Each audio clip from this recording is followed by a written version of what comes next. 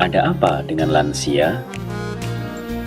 Lanjut usia atau yang lebih kita kenal dengan kata lansia adalah seseorang yang telah berusia 60 tahun ke atas. Lansia merupakan tahap akhir dari siklus hidup manusia yang diawali sejak masa kandungan, balita, anak-anak, remaja, hingga dewasa. Secara alamiah, menjadi lansia tak lepas dari proses menua. Proses menua adalah proses alami yang mengubah seseorang dewasa sehat menjadi lemah secara perlahan-lahan. Dengan berkurangnya fungsi yang normal akan mengakibatkan peningkatan kerentanan. Proses menua mengakibatkan perubahan terhadap aspek fisik, ekonomi, sosial psikologis, dan sosial budaya. Secara fisik, lansia akan mengalami proses menua secara terus-menerus yang ditandai dengan penurunan daya tahan fisik dan rentan terhadap serangan penyakit. Secara ekonomi, umumnya lansia lebih dipandang sebagai beban daripada sumber daya. Secara sosial psikologis, kehidupan lansia memiliki stigma negatif, dianggap merepotkan dan tidak dapat memberikan manfaat bagi keluarga dan masyarakat.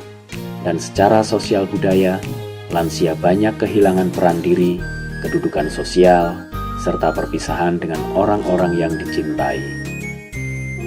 Tahukah Anda, proporsi lansia di Indonesia telah mencapai 8,03% dari keseluruhan penduduk. Dengan jumlah lansia yang sudah mencapai 20,3 juta jiwa.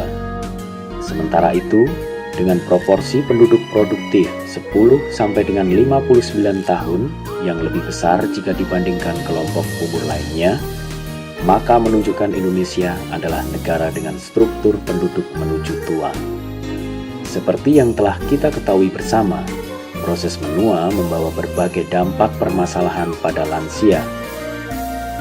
Pada aspek kesehatan, lebih dari 64% lansia mengeluhkan kesehatannya. Dan 1 dari 4 lansia mengalami sakit dalam 1 bulan terakhir. Sementara dari sisi ekonomi, rumah tangga ekonomi lansia terhitung rendah. Sebanyak 48% lansia terpaksa bekerja untuk memenuhi kebutuhan hidupnya. Belum lagi bicara tentang kehidupan sosial yang memprihatinkan, di antaranya adalah lansia yang terlantar akibat dikucilkan keluarganya. Apa yang terjadi apabila hal ini dibiarkan terus-menerus? Bayangkan berapa banyak fasilitas pelayanan yang harus dibangun dan penuh sesak oleh lansia yang bermasalah. Dan mari kita cermati bersama berapa banyak anggaran yang menjadi beban negara sebagai akibat dari permasalahan lansia.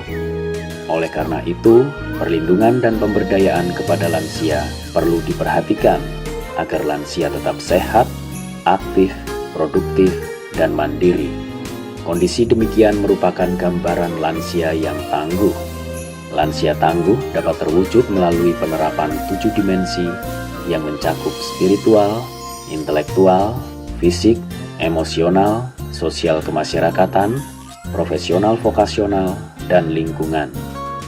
Pun demikian, seringkali kita lupa bahwa menjadi lansia tangguh bukan hanya pekerjaan 1 atau 2 hari saja. Persiapan dan kesiapan semenjak masa muda akan menentukan proses menua.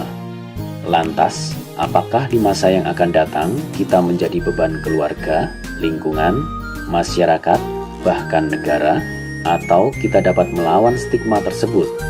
Tentu saja pilihan kita akan menentukan masa depan kita.